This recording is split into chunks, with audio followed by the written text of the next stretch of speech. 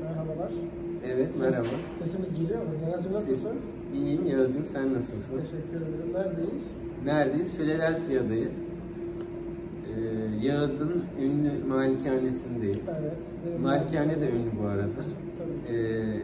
Buraya daha önce Rocky gelmiş ziyarete. Tabii. Evet, Sylvester Stallone gelmiş. Ondan sonra birçok ünlü gruplar gelmiş. Gruplar. Evet. Güzel, çok sevdiğim. Müzik grubu diyelim de yanlış anlaşılmasın. Evet, doğru. Müzik grubu. Aynen. Müzik grubu. Aynen. Çeşitli müzikal aktiviteler yapmışlar. Evet, aynen. Geldiler, sağ olsunlar. Oldukça, ziyaret ettiler. Oldukça geniş.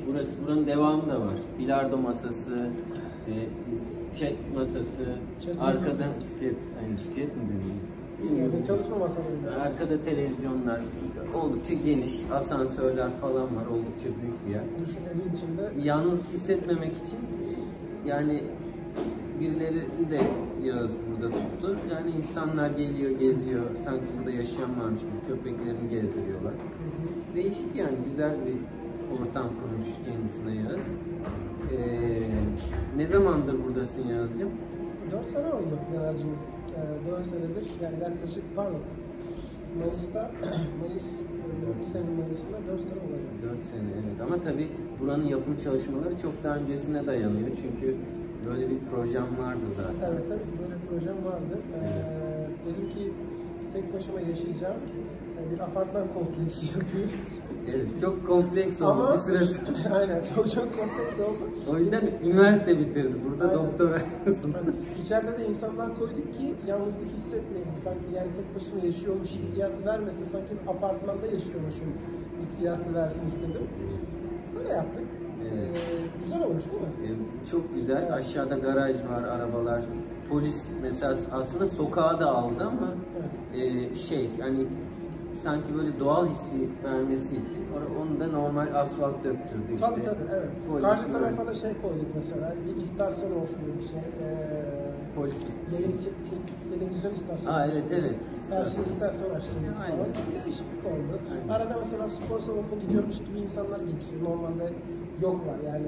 Onlar tamamen figüran. Ama öyle söylemek ya aslında işte bunları tekrarladıkça da işte plastikleşiyor yani. Öyle doğru, değilmiş söylemiyorum. Söylemiyorum. Figüran demeyelim, onlar gerçek insan yani sonuçta. Binanın yapımı o kadar kompleksti ki Yağız burada PhD'sini bunun üzerine yaptı ve Green Card aldı bu sayede. Düşün bak, üzerine yaptılar. Evet. O süreçten biraz bahsedebilir misin? Sanki öğrenci hissi versin diye New Jersey'de kaldım bir süre. Evet, aynen. Sanki öğrenci hissiyatı versin diye New Jersey'de kaldım. Ayrıca binada çok fazla öğrenci de var. Özellikle yapılan bir o hissiyatı devam ettirmek. Amatör rolü. Aynen. Evet. Amatör mü? Amatör mü? Evet. Evet, güzel. Evet. Aynen. Ama yine de sevmiyorsun çok, sosyalleşmeyi. Sadece onların... Tabii yok. Hani... Ya onlar çok fazla bulaşmıyor kimseye. Aynen. Sonra suyu çıkıyor sanırım. Tabii.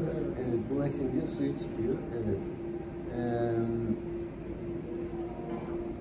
Bu şekilde yani zor bir hayat. Çok. Hava soğuyor mesela bazen. Evet, onu özellikle yaptık ki kış efektleri. Öyle mi? Ben gerçek zannettim. Tabii.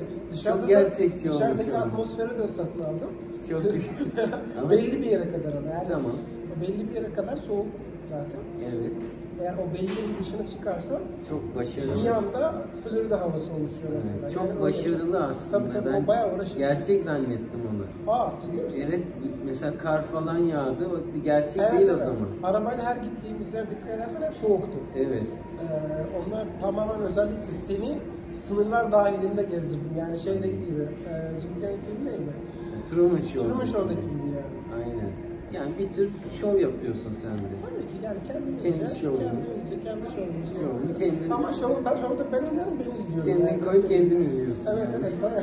Ben koyuyorum ben.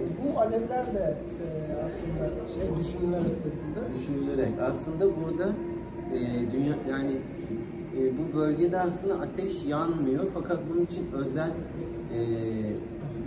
mühendisler tutup bu ateşin yanabilmesi için ve şömine görüntüsü vermesi için özel çok uğraştık. Uğraştık. Bunlar ince, gerçekten ince düşürülmüş. ince düşünülür, kalın işlenmiş durumlar diyorsun. Evet, çok güzel. Tebrik ediyorum. Bugün de bu kadar olsun bence. Peki, teşekkür ederiz Sağ olun. bizi ağırladığın için. Ne demek? Her zaman beklerim. Evet. Kaç kişi geldiniz? Bizi Dumble'larla ağırladığınız için çok teşekkür ederim. Ben ve şizofren kişiyim. Evet, çok sağ ol. O zaman bir dahakisinde görüşürüz. Görüşürüz. Saygılar. Tamam, saygılar. Cheers.